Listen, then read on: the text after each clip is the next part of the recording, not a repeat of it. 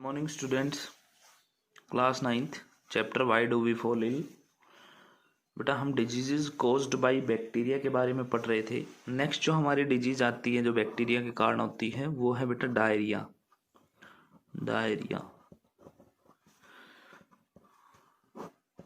तो डायरिया जो है बेटा ये डिजीज जो है ग्रुप ऑफ इंटेस्टाइनल इन्फेक्शन है। This disease forms a group of intestinal infections।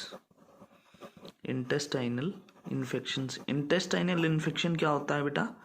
जो हमारी आंतों के अंदर जो इन्फेक्शन होता है उनको हम इंटेस्टाइनल इन्फेक्शन बोलते हैं। जैसे स्मॉल इंटेस्टाइन के अंदर हो गया या फिर लार्ज इंटेस्टाइन के अंदर हो गया, जिसमें बेटा फूड पॉइजनिंग भी इंक्लूड है।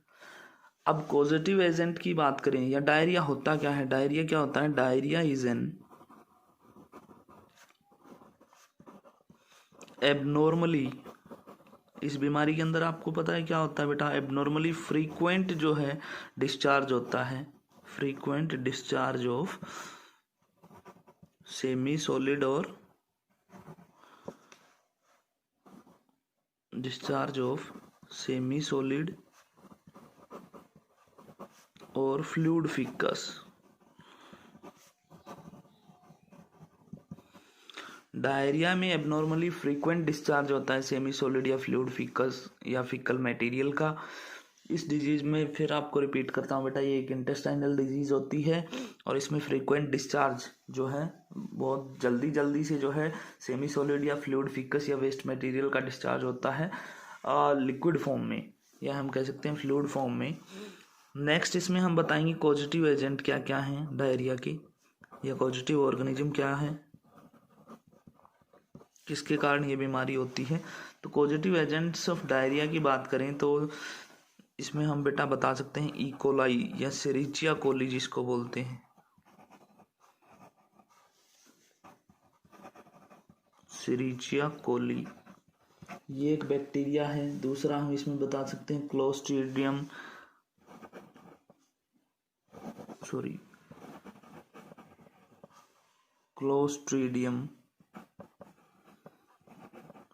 हिस्टोलिटिका।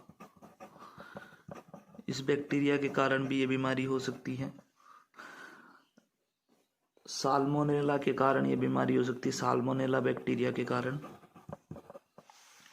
और जो प्रोटोजोन्स हैं जैसे कि हो गया एंटामीबा हिस्टोलिटिका, कुछ प्रोटोजोन्स, ये तो क्या हो गए? बैक्टीरिया। ठीक है बेटा, बैक्टीरिया से भी ये हो जाती है। प्रोटोजोन्स की अगर बात करें, प्रोटोजोन्स में जो है क्या क्या पॉजिटिव एजेंट हो सकते हैं डायरिया की, तो इसमें हम बताएंगे एंटामीबा हिस्टोलिटिका।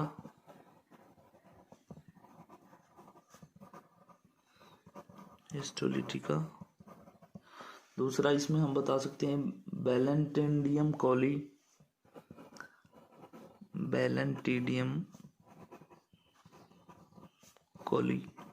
एटसेट्रा। वायरसेस के कारण भी ये बीमारी हो सकती है, कुछ वायरसेस से भी हो जाती है ये। तो वायरस में इसमें हम बताएंगे बेटा rotavirus, entero virus,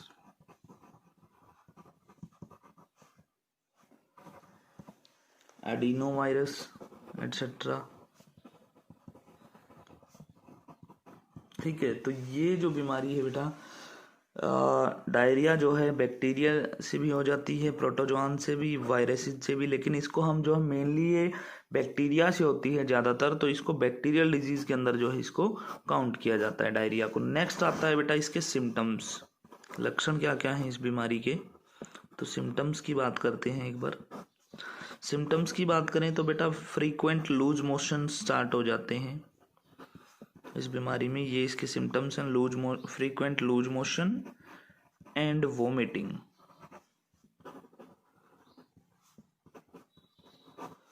which lead to dehydration, जिनके कारण फिर बॉडी के अंदर डिहाइड्रेशन हो जाता है या पानी की कमी आ जाती है। Which lead to dehydration. Second symptom अगर बात करें तो बेटा डिहाइड्रेशन से क्या हो जाता है, पेशेंट जो है डेंजरसली इल हो जाता है या बहुत ही खतरनाक तरीके से बीमार हो जाता है in a very short period of time. तो most of the infant due to diarrhoea can be prevented by making sure that dehydration does not take place through stool. ज़्यादातर जो नवजात जो बच्चे होते हैं, शिशु जो होते हैं, उनके अंदर डायरिया को प्रिवेंट किया जाता है, बचाया जाता है उनको डायरिया से, ताकि उनकी बॉडी के अंदर डिहाइड्रेशन ना हो, पानी की कमी ना आए।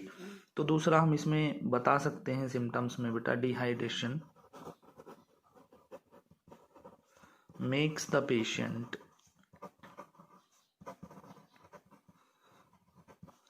dangerously ill in a short period of time, in a short period of time। Next इसमें हम बताएंगे डिहाइड्रेशन के केस में बेटा, आँखों में या डायरिया के केस में जब डिहाइड्रेशन होता है तो आँखों में जो है इरिटेशन होने लग जाती है, आँखें जो है सिकुड़ने लगती हैं, नोज जो है पिंच्ड हो जाता है, चिपक जाता है, and the tongue and inner side of cheeks appear dry, और अंदर जो है जीभ और आपके जो चिक्स जो है, गाल जो है, आपको या आपका मुंह जो है सूखा सूखा हो जाएगा। तो इसमें हम यही बताएंगे, in case of dehydration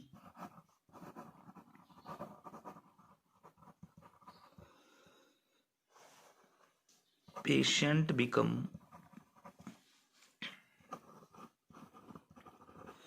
irritable, वो चिड़चिड़ापन जो है पेशेंट के अंदर आ जाता है बेटा। Eyes appear shrunken, nose is pinched, nose जो है वो पिंच्ड जो है नजर आएगा। नेक्स्ट इसमें हम बताएंगे tongue and inner side of cheeks appear dry,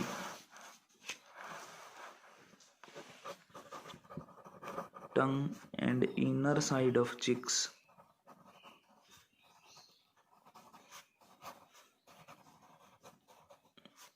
appear dry,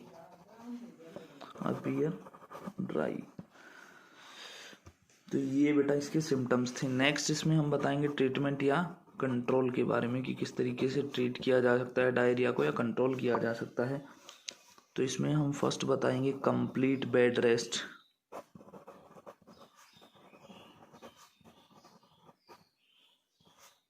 should be ensured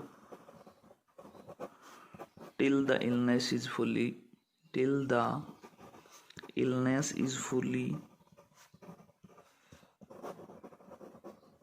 controlled.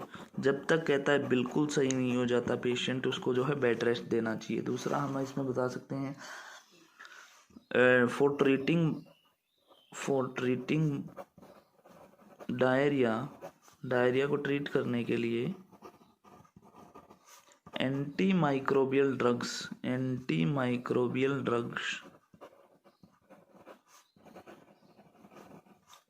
Anti diarrhoea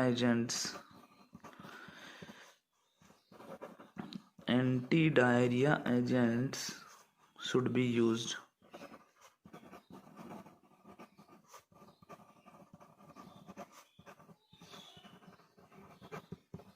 anti microbial drugs और एंटी डायरियल एजेंट्स को यूज किया जाना चाहिए डायरिया को ट्रीट करने के लिए।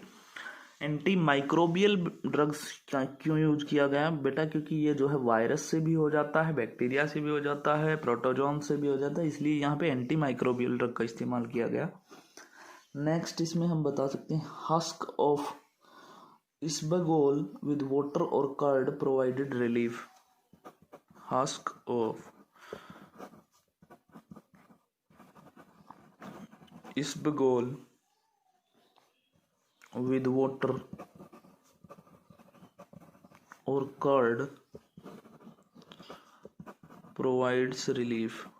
इसबगोल का हस्क या वाटर या कर्ड के साथ, दही के साथ लेने से रिलीफ जो है हमें डायरिया में मिलता है। नेक्स्ट इसमें हम बता सकते हैं saline drips may be given intravenously. Saline drips may be given intravenously glucose वगैरह की ड्रिप्स जो है लगा दी जाती हैं intravenously to maintain fluid and electrolytes in the body, to maintain fluid and electrolytes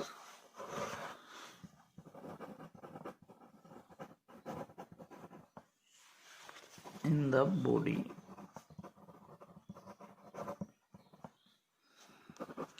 और लास्ट इसमें हम बताएंगे dilute soups, dals, rice water and buttermilk can given to the patient. हल्का भोजन फिर उस पेशेंट को देना चाहिए। तो डाइल्यूट सूप्स, तो dal, rice water and buttermilk should be given to the patient, should be given to the patient। तो ये था बेटा ट्रीटमेंट के बारे में। लास्ट इसका जो बचा है वो है प्रिवेंशन, किस तरीके से इस बीमारी से बचा जा सकता है। तो फर्स्ट पॉइंट इसमें हम बताएंगे eatables should be covered. Eatables खाने योग्य जो पदार्थ होते हैं उसके लिए ये वर्ड यूज किया गया है। Eatables should be covered to prevent the contamination, ताकि उनको कंटामिनेट या खराब होने से बचाया जा सके, क्योंकि उन्हीं से फिर जो है डायरिया हो जाता है। Second, fruit and vegetables should be washed properly before use. Fruit and vegetables should be washed properly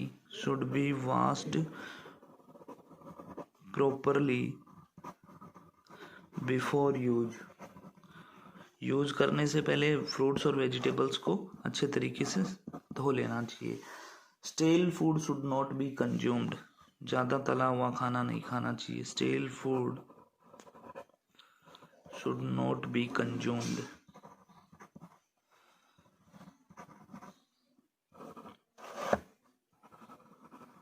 और लास्ट इसमें हम बताएंगे community hygiene is also important. जहाँ पे आप रह रहे हैं, जिस कम्युनिटी या समुदाय के अंदर आप रह रहे हैं, वहाँ साफ सफाई बहुत ही ज़रूरी है। तो इस तरीके से हम जो है इस बीमारी से बच सकते हैं। तो ये था बेटा डायरिया के बारे में। नेक्स्ट और लास्ट कल का एक छोटा सा टॉपिक बचा है पेप्टिक अल्सर्स, जो हमारे पेट के अंदर जो छाले वगैरह हो जाते हैं, वो डिजीज़ हम पढ़ेंगे, जो बैक्टीरियल डिजीज़ ही है। कल का 5 मिनट का हमारा टॉपिक बचा है, बस ये चैप्टर हमारा कंप्लीट हो जाएगा। उसके बाद हम नेक्स्ट चैप्टर स्टार्ट करेंगे। आज के लिए इतना ही। Thank you and have a nice day.